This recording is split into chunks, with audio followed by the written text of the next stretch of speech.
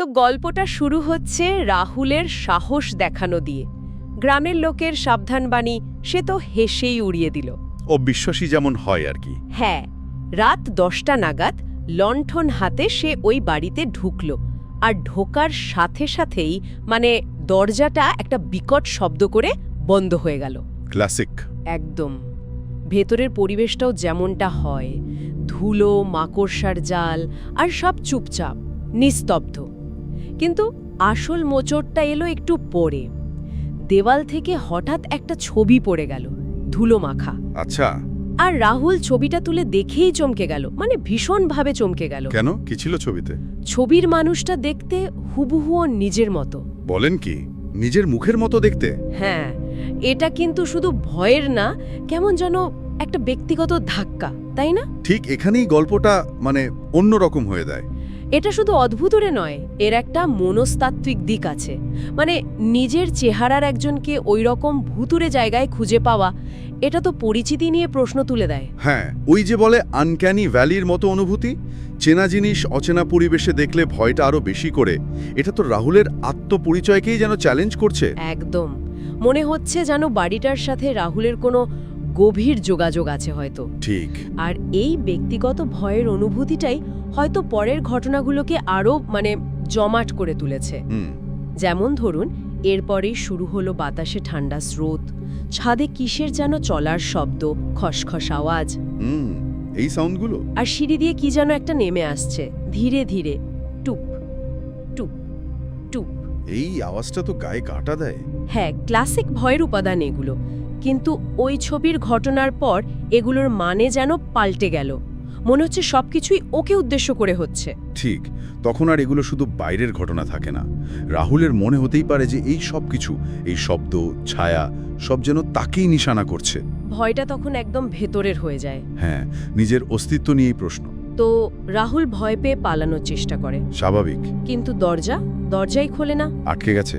হ্যাঁ, আর ঠিক তখনই সেই চূড়ান্ত মুহূর্তটা আসে। পেছন থেকে একটা ঠান্ডা ফিসফিস গলা। কি বলে? বলছে, তুই আমার জায়গা নিয়েছিস।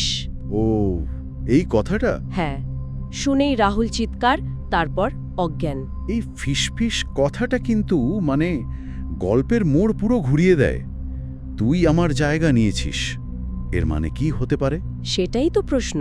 এটা কি শুধু ভয় দেখানো, নাকি এর পেছনে সত্যি সত্যি পরিচয় বদল বা বাড়িটার অতীতের কোনো কাহিনী আছে? আর রাহুলের চেহারার সাথে ওই ছবির লোকটার মিল? হ্যাঁ, ওই মিলটা এই প্রশ্নটাকে আরও জোরালো করে তোলে। এটা কি শুধুই একটা আত্মা, নাকি রাহুল কোনোভাবে অজান্তেই ওই লোকটার জায়গা নিয়ে ফেলেছে? এই ধারণাটাই তো গল্পটাকে অন্য মাত্রায় নিয়ে যাচ্ছে। এখানেই আসলে গল্পটার গভীরতা। এটা শুধু ভূতের ভয় নয়, এটা পরিচিতি হারানোর ভয়, নিজের জায়গা হারানোর ভয়, নিজের অস্তিত্বের উপর নিয়ন্ত্রণ হারানোর ভয়। একটা মনস্তাত্ত্বিক থ্রিলারের মতো। ঠিক, ভয়ের আবরণের নিচে এই দিকটাই একে বেশি আকর্ষণীয় করে তুলেছে। তার পরের দিন সকালে গ্রামবাসীরা রাহুলকে খুঁজে পায়, দরজার বাইরে অজ্ঞান অবস্থায়। ওর চোখে মুখে নাকি এমন ভয় ছিল যা আর ভোলার নয়। বোঝাই যাচ্ছে অভিজ্ঞতাটা কেমন ছিল। কিন্তু অনেক প্রশ্ন রেখে গেল। একজন অবিশ্বাসী ছেলে চ্যালেঞ্জ নিয়েছিল, হ্যাঁ, আর ফিরল এক রাশ ভয় আর অমীমাংসিত রহস্য নিয়ে। বাড়িটার কুখ্যাতি তো বাড়লই, কিন্তু মূল প্রশ্নগুলো তো ঝুলেই রইল। ছবির লোকটা কে? রাহুলের সাথে তার সম্পর্ক কি? তাহলে মোদ্দা কথা কি দাঁড়ালো? গল্পটা চেনা ছক ব্যবহার করলেও, পরিত্যক্ত বাড়ি, অবিশ্বাসী চরিত্র, কিন্তু ওই নিজের চেহারার ছবি আরও সে সংক্ষিপ্ত ফিসফিস কথাটা, তুই আমার জায়গা নিয়েছিস, এটা যোগ করে গল্পটাকে একটা খুব ব্যক্তিগত আর মনস্তাত্ত্বিক দিকে নিয়ে গেছে। একদম। এটা শুধু ভুতুরে বাড়ির গল্প নয়, এটা যেন পরিচয় সংকটেরও গল্প হয়ে উঠেছে। বৃহত্তর দিক থেকে দেখলে এই গল্পটা হয়তো এটাই মনে করায় যে সবচেয়ে বড় ভয়টা বাইরের ভূতের চেয়েও নিজের ভেতরের কোনো অজানা দিক বা অতীতের ছায়া হতে পারে। ঠিক, নিজের পরিচয় যখন প্রশ্নের মুখে পড়ে, সেই ভয়টা অনেক গভীর। আর সবথেকে ইন্টারেস্টিং ব্যাপার হলো, এই লেখার শেষে বলা আছে যে এর একটা দ্বিতীয় অংশ আছে। ও, তাহলে তো রহস্যের সমাধান হতে পারে। হ্যাঁ, সেটাই ভাবনার বিষয়। ওই দ্বিতীয় অংশে কি জানা যাবে? এই অন্যের জায়গা নেওয়ার মানেটা কি? কেন রাহুলকেই বেছে নেওয়া হলো? ছবির মানুষটার পরিচয় কি জানা যাবে? হয়তো একটা ভৌতিক বাড়ির প্রেক্ষাপটে জায়গা নেওয়ার অর্থটা কি শুধুই আক্ষরিক, নাকি এর কোনো রূপক অর্থ আছে?